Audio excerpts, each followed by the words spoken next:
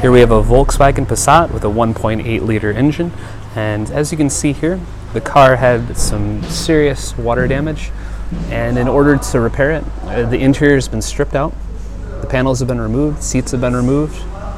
There's actually a heater here that helps to dry out the electronics, and but you can see it's pretty well ripped apart. You can see the little Audi symbol there stamped underneath the driver's seat.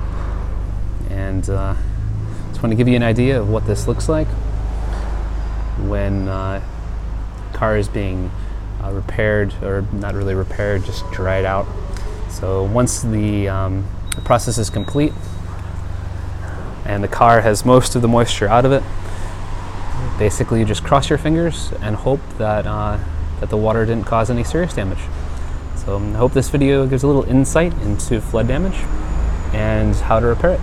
But thanks for watching, guys. If you have any questions or comments, please feel free to post below.